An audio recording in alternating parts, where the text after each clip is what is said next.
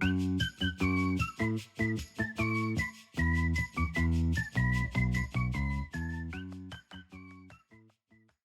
everybody, I'm at ETH Denver, Eureka John with Crypto Sapiens, and I brought in the booth members of the Aavegotchi team. And would you guys just say what your names are? Yeah, my name's Ifti. I go by Hefe in Discord, and I'm community lead for Aavegotchi DAO. I'm Jason Desimone, aka Lost Local, and I'm the business development lead for North America and Europe for Pixelcraft Studios, the studio behind Aavegotchi. Okay, so Aavegotchi is a blockchain game, right? And it's based in the Ethereum ecosystem, right? So it's so much more than Let's start with what is Aavegotchi? And we'll get to what problem does it solve, or what trend does it follow, and then we'll go into who it's marketing towards, and all that type of stuff. Yeah, Hefe, if you want, maybe you From can. the DAO side? What is Aavegotchi as a whole? Yeah, Aavegotchi as a whole is a open source blockchain gaming protocol. That's a mouthful of words, but basically what that means is we have Aavegotchis and wearables and items that are on chain that anybody can take and put them into their game or experience, build their own game. And it's sort of a sandbox environment for whatever you envision. We have, I think, over 7 titles right now that are being developed with Aavegotchi assets, and many more that you know about, with Aavegotchi IP being in other metaverses and things like that. Okay, so one thing that makes Aavegotchi stand out for me here is there's a lot of tools and a lot of things that solve some specific problem, but Aavegotchi to me seems more like a cultural type of phenomenon, you know, and not cultish, but like everybody within Aavegotchi knows a lot about Aavegotchi.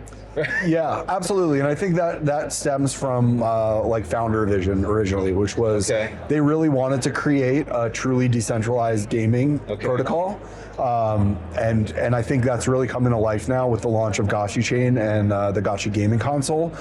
We're rolling out like a truly community-run and community benefited gaming ecosystem, which is, I think, part of the original reason that Ethereum was created by Vitalik was, he had a gaming asset that was devalued by the devs, and he felt slighted by that, and he felt like we need a way to create some type of sovereignty and true ownership in the digital realm. And in my opinion, part of how I happened upon Aavegotchi was they really did create a long-term vision that embodies that initial problem and creates like a truly decentralized, in every sense of the word, gaming platform. So I do think we solve a relatively big problem there. To speak to like the cultish part of it, I think for early crypto adopters and people that came across the project, it was hard for them not to get so excited about this, because if you really understand the ethos and if you really understand the motive behind why people are building in this space, then you understand like what the Aavegotchi founders are trying to do, and that was really, really exciting. As we know, things in Web3 take time. So we've been very lucky that like our community has like maintained that energy throughout 2 bear markets. Yeah, it's been crazy, man. Like the energy from the community, we've been building the whole time, not only with Pixelcraft Studios, collaborating with the DAO, but also the DAO now creating its own games and experiences and funding like fully built experiences put forth by community members. Yeah, do you think that things built by community members versus a top-down corporate model move slower, or is it, how have you guys been dealing with that? Honestly, like I think from experience, it's very much been project to project. I think like anything else, like you've got certain game developers and designers are going to work more quickly than others, and also like the nature of the games. When we're working with a title that's like a 3D title, then there's like you got way more physics involved than maybe like a traditional 2D game. So I think that approach, though, I think it's a bi-directional approach, because like we're able at Pixelcraft to lead by example for the DAO, and then we're also able to allow the DAO to like show us what they're interested in being built, and that helps direct kind of our trajectory and what our goals are. So I do think that also speaks to like the greater benefit of being a community-driven project, which is like that constant feedback loop and the communication that works back and forth between foundership and community members. Okay, so Pixelcraft, and then you have the DAO community. How's all that related? I mean, yeah, that's an interesting relationship. Like from the DAO perspective, like you said it perfectly. We started as a combined entity with Pixelcraft being, summoning the DAO and starting to grow the DAO. Now we've almost like, our two separate entities collaborating together on experiences. Right, but what's really interesting about the way that we've done it is as we've evolved, we've actually given more more power and more of the treasury over to the DAO. 100%. So it actually, I tear up a little bit because it is like in this space and in this entire what we're watching across the board, and there's some other folks that have the potential to be thought leaders, especially when it comes to like gaming and active DAO. We're seeing those DAOs slowly move the chips into their realm so that the corporate entity has more power and more decision-making ability.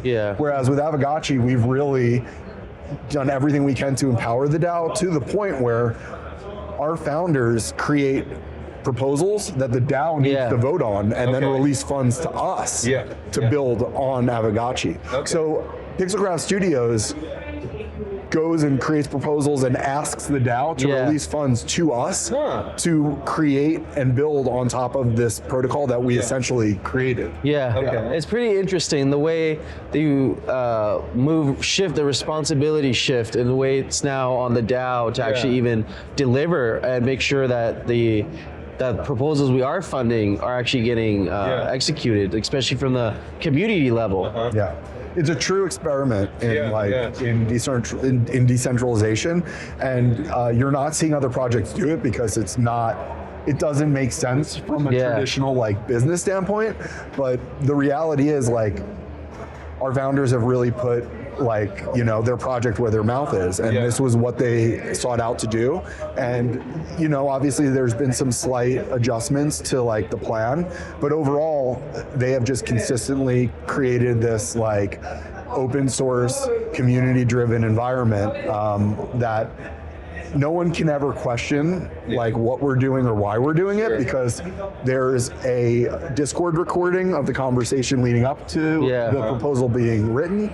The proposal is on chain and all the voting happens on chain. So there's no shady business or questions about what's happening because it's literally all being built in public. So it comes from two sides, the community saying what they would like and Pixelcraft also saying what they would like, and everybody. So Pixelcraft, it almost seems kind of like a political system, and I know politics has a bad connotation nowadays, but like it's governance, though, right? It was representing the community. This is governance in action. So it's like it is political, and this is why we're going to see like who knows? It's very lofty thinking, but like what we're doing at this video game DAO could very well be use case or the idea for a political model or governance in of other corporate structures down the road.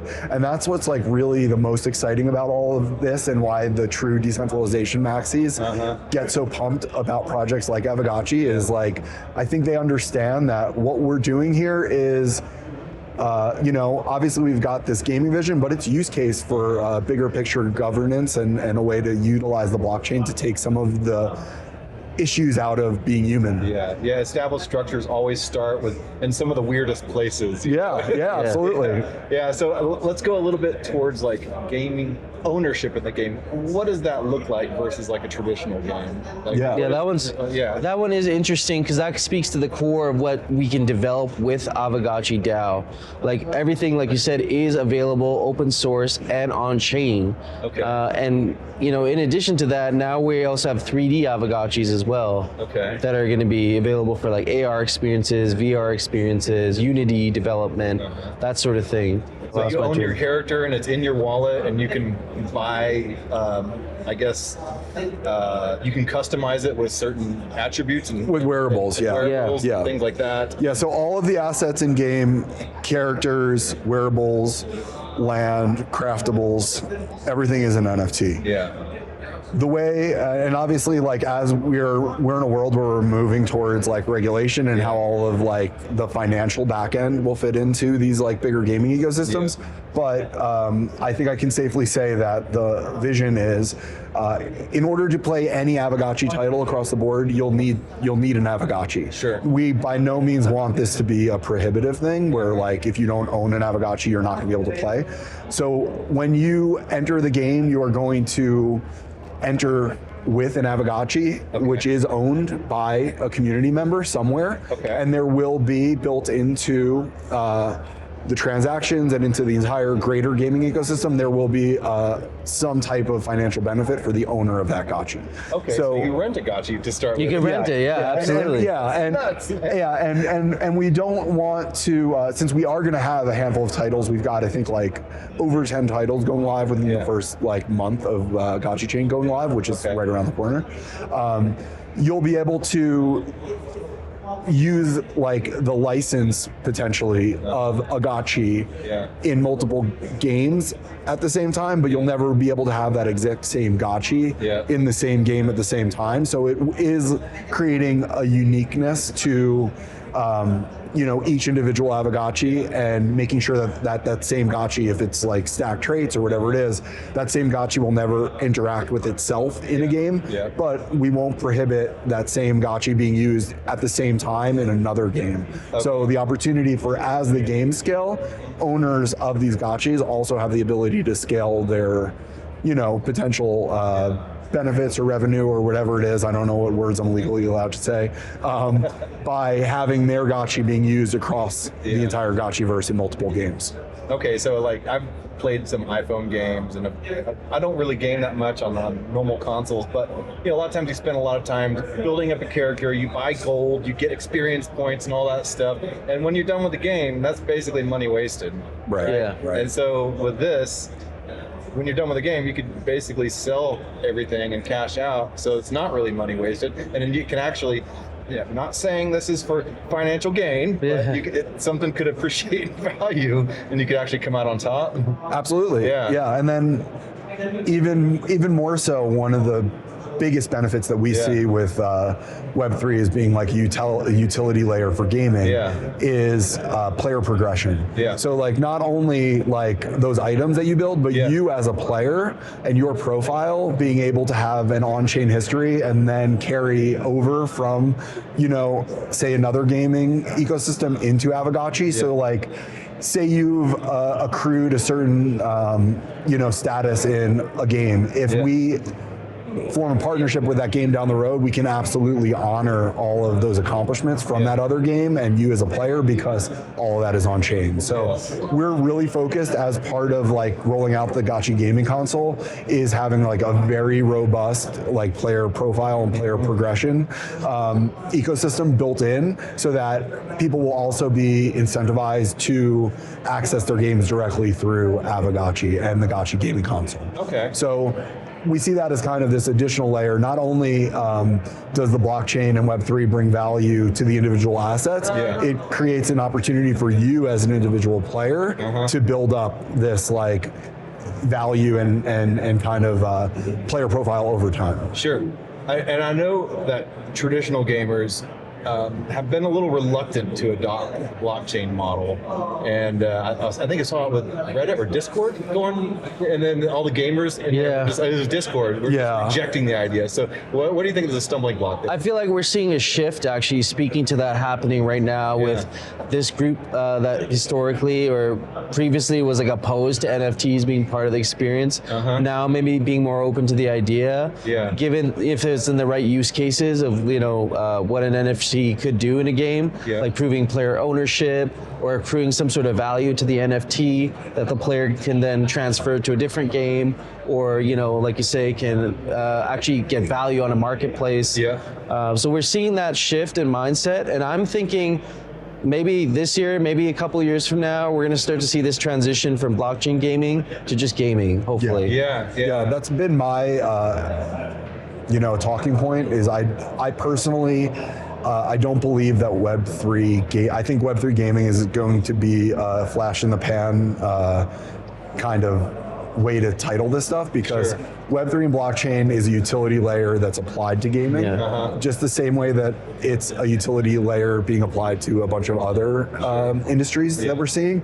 So, in my opinion, gaming as a whole is just going to have the player experience enhanced through this introduction of this additional utility layer, which is Web3 and blockchain. Okay, so this is just the next evolution of gaming. Yeah, 100%. Yeah, like we were saying, when the internet first came out, it was just a PDF of the Wall Street Journal. So it's taking an old model and then adapting, and then it evolves from there. So this is the next step for this, right? That's right. Absolutely. Yeah. And to speak to the Reddit point, like I think you can even find, it was pretty interesting because there was like people that were super pumped over what was happening. Like they liked it in actual, not just in theory, but like in execution.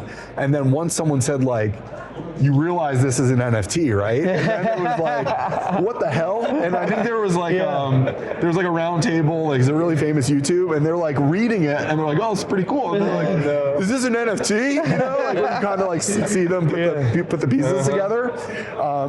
But like when you actually look at what it brings to the table and the value that it adds, like we see it across the board, right? Like since the last bull run, at these conventions, like we've seen very interesting booths. People have been trying to decentralize everything. Like I saw like early bull, I saw someone decentralizing like IVF and like it's called crypto babies. Maybe you're still out there. Maybe you guys are killing it. I need you in the booth. It's my favorite T-shirt. I still have crypto babies. So we were like, we got to decentralize everything. This is going to change the world, and absolutely, blockchain tech is going to be really helpful in a lot of industries. But when it comes to gaming, this is the thing. There is not a better use case for this technology, and it's just the timing as well. Like gaming is so big right now that, and also creator content is so big right now. So all of these things are really just like the perfect intersection for this new technology. And gaming, in my opinion, is just going to be like the way that the masses start to really see the value. Okay, so it seems to me like you think that decentralized gaming is the next step. Some people say DeFi, some people say DeSo, some people say decentralized ID. Maybe it's just like a combination of all these things kind of melding into one. I think so. Something I'm interested in seeing, especially with our DAO, is DAO to DAO collaborations. We're seeing so many interesting DAOs here having either real world impact or building things on chain.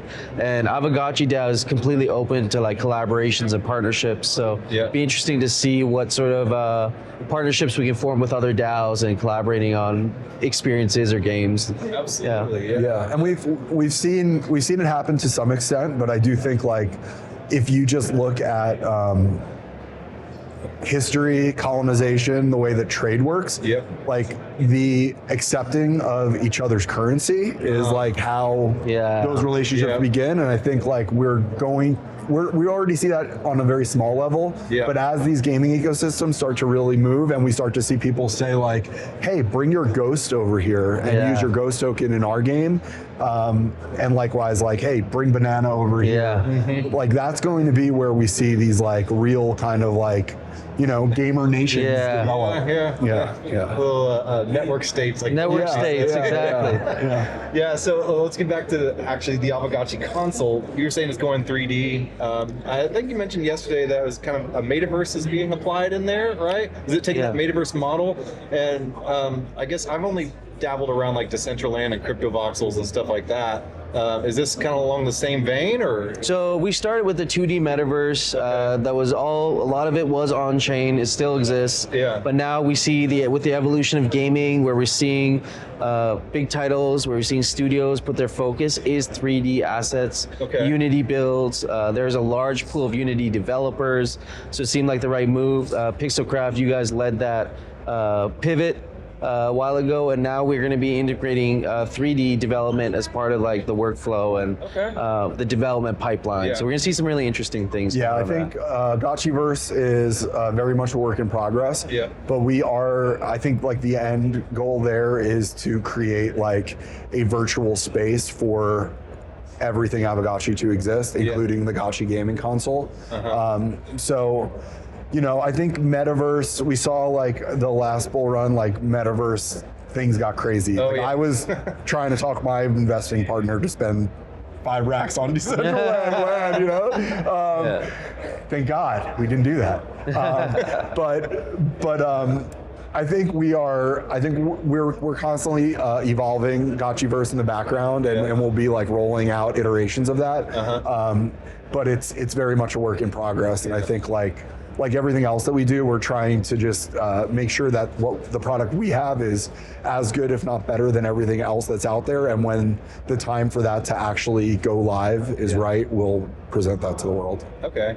And I've noticed a lot of projects too are trying to steer towards being available on lots of different chains. Is this something that Aavegotchi's striving for as well, or is this Not really. I mean, Gotchi Chain that's going to be our eventual home, right? For all of our games. I don't personally, I don't want to speak for anyone else, but I don't personally think like the chain conversation, the wallet conversation,